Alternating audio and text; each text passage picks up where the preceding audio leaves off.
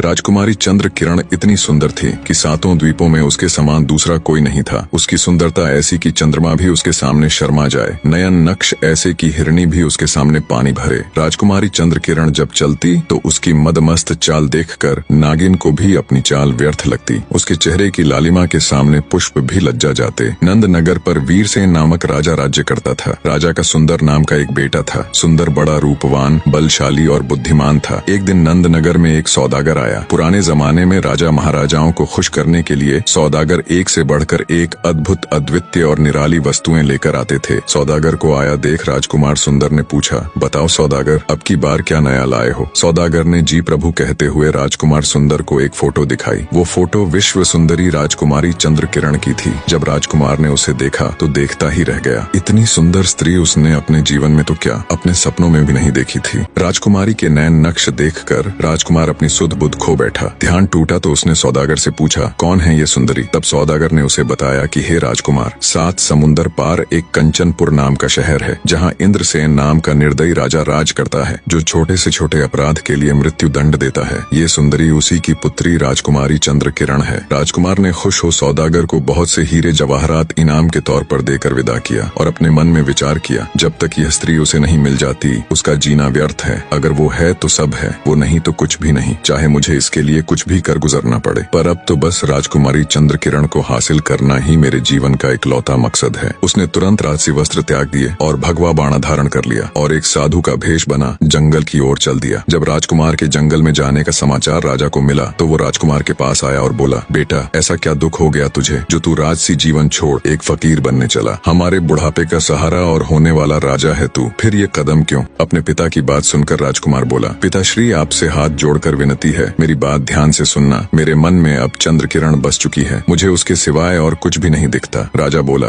बेटा, तुम समझदार हो, क्यों नादान जैसी बात कर रहे हो? आज तक चंद्र किरण के द्वार पर जो भी गया वो वापस लौट कर नहीं आया। उसके चक्कर में पता नहीं कितने ही अपनी जान से हाथ धो बैठे। पिता की बात को सुनकर राजकुमार बोला, पिताजी, अब मुझे रोकने की कोशिश मत करिए, अब मैं रुकने वाला नहीं। अगर मेरे शरीर में प्राण है, मैं जीवित हूँ, तो मैं जरूर जाऊंगा। इतना कह राजकुमार सुंदर वहाँ से चलने को हुआ तो उसकी माता जी वहाँ आ गई और बोली, मेरे लाडले, तेरे बिना मैं तड़प तड़प कर मर जाऊंगी। ऐसा मत करो, क्यों अपना राजपाट छोड़ तुम मृत्यु को गले लगाने जा रहे हो? पर राजकुमार पर उसकी माँ की बातों का भी कोई असर नहीं हुआ। बोला, नहीं माताजी, मुझे मत रोकिए, अगर मैं नहीं गया तो यही अपने प्राण त्याग दूंगा, और चल पड़ा। राजकुमारी चंद्र किरण को देखने की व्याकुलता में अभी राजकुमार ने कुछ कदम ही आगे बढ़ाए थे कि तभी उसकी सुंदर रूपवती कामिनी पत्नी भी वहाँ आ पहुँची। रानी ने दोहा कहा, पास तेरे कामिनी खड़ी, कर 16 श्रृंगार, छोड़ चले मझधार में, कहाँ मुझे भरतार। अर्थात इतनी सुंदर पत्नी होते हुए भी मुझे ऐसे छोड़कर क्यों जा रहे हो? राजकुमार सुंदर ने भी दोहे के रूप में कहा, रानी, मन धीरज धरो, मति दिल करो उदास, चंद रोज के बीच में लौट आऊं तेरे पास। अर्थात उदास मत हो रानी, थोड़े दिन में वापस तेरे पास आ जाऊंगा। इतना कह राजकुमार सुंदर वहाँ से चल पड़ा। सुंदर की बात सुनकर रानी गश खाकर जमीन पर गिर पड़ी, परंतु सुंदर बिल्कुल प्रभावित न हुआ। वह सबसे प्रेम नाथे तोड़कर वन की ओर रवाना हुआ। उसे तो अब बस राजकुमारी चंद्र किरण की लगन लगी हुई थी। काफी दिन यात्रा करने के पश्चात राजकुमार सुंदर कंचनपुर जा पहुंचा और राजकुमारी के महल के सामने आसन जमा कर बैठ गया। संयोगवश एक दिन राजकुमारी जब महल की खिड़की में खड़ी थी तो उसकी दृष्टि उस जोगी बने सुंदर पर पड़ी। राजकुमार सुंदर तो बावला हुआ, पता नहीं कितने दिन से इसी पल के इंतजार में वहीं टकटकी लगाए देख रहा था। राजकुमारी चंद्र किरण ने जैसे ही राजकुमार सुंदर को देखा, वो भी उस हट्टे कट्टे शरीर वाले सुंदर नौजवान की आशिक हो गई और कहने लगी, हे योगी, तुम कौन हो और ऐसा क्या कारण रहा कि तुमने भरी जवानी में अपने देश और गृहस्थ जीवन को छोड़कर ये भगवा बाणा पहना और जोगी बन गए? राजकुमार सुंदर ने राजकुमारी का प्रति उत्तर देते हुए कहा, हे विश्व सुंदरी, नजर कर तू मेरी तरफ है प्यारी, मोहब्बत तेरी मेरे दिल में है भारी, तेरा हुस्न मशहूर है हर जहां, तुझे जाने आलम सभी चाह रहा, ये है पूरब से आया अब खाकसार, मेरा नाम आशिक है ए गुल अनार, तेरा हुस्न यहाँ खींच लाया मुझे, जब से तेरा नाम और फोटो दिखा मुझे। आगे राजकुमार सुंदर कहता है, ए हुस्न की मल्लिका, जब से तेरा नाम मैंने सुना है तब से मेरा चैन और सुकून सब छिन गया है, अगर तू मुझे नहीं मिली तो मेरा जीना बेकार है। चंद्र किरण राजकुमार की बात सुन बोली, योगी, तेरा रूप देखकर तो मेरा दिल भी हिलोरे मार तेरे लिए धड़क रहा है, पर मुझे अफसोस इस बात का है कि औरों की तरह कहीं तुझे भी अपने प्राणों से हाथ न धोना पड़े। राजकुमारी चंद्र किरण की बात सुन सुन राजकुमार सुंदर ने दोहा कहा, होना होगा सो होवेगा, इसमें नहीं अंदेश। प्रिय, तेरे कारण तजा मैंने राज और देश, अर्थात अब जो होगा देखा जाएगा। तुम्हारे लिए तो मैं अपना राज्य पाट और देश तक छोड़ आया हूँ। राजकुमार सुंदर की बात सुनकर चंद्रकिरण बोली, ऐ जोगी, मेरे प्रेम में तेरे प्राणों का भी खतरा है, क्योंकि जो भी मुझसे प्रेम करता है मेरे पिता उसको मरवा देते हैं या फिर उसे सदा के लिए कैद कर लेते हैं। अब भी उनकी कैद में बहुत से व्यक्ति पड़े सड़ रहे हैं, इसलिए उचित यही है कि तू अपने देश वापस चला जा। मेरे प्रेम के चक्कर में फंसकर अपने प्राण मत गवा। ये सुनकर श्याम सुंदर ने उत्तर दिया, तेरा इश्क मुझको लाया यहाँ, भला अब कहो तुम मैं जाऊँ कहाँ? ये डर अपने दिल में लाता नहीं, बिना लिए तुझको मैं जाता नहीं। दोहा कह श्याम सुंदर बोला, ए राजकुमारी, मेरी परेशानी को थोड़ा ध्यान से देखो। तुम्हारे प्यार की खातिर मैं मुश्किलों से लड़ते हुए बर्बाद हालत में तुम्हारे पास पहुँचा हूँ। यह सुन चंद्रकिरण ने खिड़की से एक रस्सी डाली, जिस पर चढ़कर खुश होता हुआ राजकुमार सुंदर राजकुमारी के महल में प्रवेश कर गया। उसे अपनी किस्मत पर नाज हो रहा था। राजकुमार के ऊपर आते ही चंद्रकिरण उसके गले में बाहें डालकर कहने लगी, ए हसीन नौजवान, तुझसे पहले भी पता नहीं कितने ही मेरे आशिक आए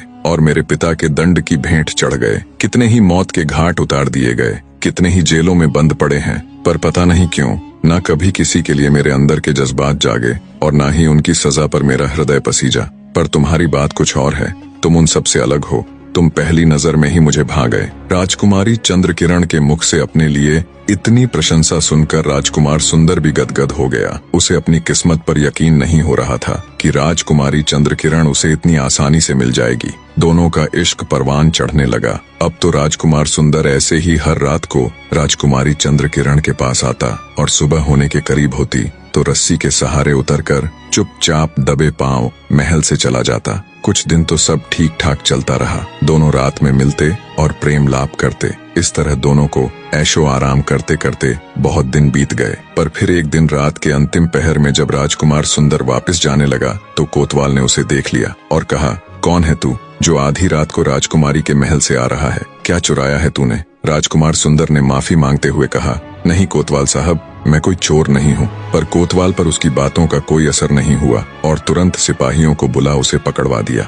और कहा, ले जाओ इस बदमाश को, इसने सारी प्रजा को परेशान कर रखा है। सुबह हुई तो राजकुमार सुंदर को राजा के सामने राज दरबार में पेश किया गया। कोतवाल ने राजा से कहा, महाराज, यह बहुत बड़ा चोर है। रात यह महल में चोरी करने गया था। जब यह उतर कर जा रहा था तो मैंने इसे पकड़ लिया। राजा ने कोतवाल को शाबाशी देते हुए उसकी तारीफ की। फिर सिपाहियों को आदेश दिया, ले जाओ इस बदमाश को और बंद कर दो सबसे अंधेरे वाले कमरे में, और सुबह शाम इसको खाने की बजाय 50-50 कोड़े मारे जाएं। राजा का आदेश सुन तुरंत सिपाही राजकुमार सुंदर को पकड़ ले गए। जब यह बात चंद्रकिरण को पता लगी कि उसके प्रेमी को राजा ने कैद कर लिया है और राजा ने सख्त सजा की आज्ञा दी है तो वह बेहोश होकर गिर पड़ी। राजकुमारी चंद्रकिरण को जब होश आया तब विलाप करते हुए कहने लगी, हाय मेरे दुराचारी निर्दयी पिता ने मेरे प्राणों से भी प्यारे साजन को कैद कर लिया है। बिना मेरे साजन के ये नीरस जिंदगी मुझे भी नहीं जीनी। मैं आग में कूदकर अपने प्राण त्याग दूंगी। जब दासी ने राजकुमारी चंद्रकिरण के मुख से ये बात सुनी तो वो घबरा गई और उसको धीरज धरने के लिए कहने लगी। तब चंद्रकिरण बोली, हे सखी, मैं किस प्रकार धीरज धरूं? मुझे पिया के बिना कुछ भी अच्छा नहीं लगता। इस प्रकार चंद्रकिरण हर समय राजकुमार श्याम सुंदर के विरह में व्याकुल होकर रोती रहती। अब मैं यहाँ का किस्सा समाप्त करके राजकुमार श्याम सुंदर की पहली पत्नी का हाल बताता हूँ। रानी भी अपने पति के विरह में बुरी तरह व्याकुल रहती थी और अपना एक एक दिन राजकुमार सुंदर के इंतजार में काट रही थी। एक दिन की बात है कि रानी अपनी चित्रसारी में सो रही थी कि अचानक उसने एक सपना देखा कि एक बच्चा रानी से कह रहा है, रानी, तेरा पति श्याम सुंदर कंचनपुर में कैद हो गया है। ये स्वप्न देखकर रानी एकदम चौंक कर उठकर बैठ गई और व्याकुल होकर चिल्ला चिल्ला कर रोने लगी। हाय,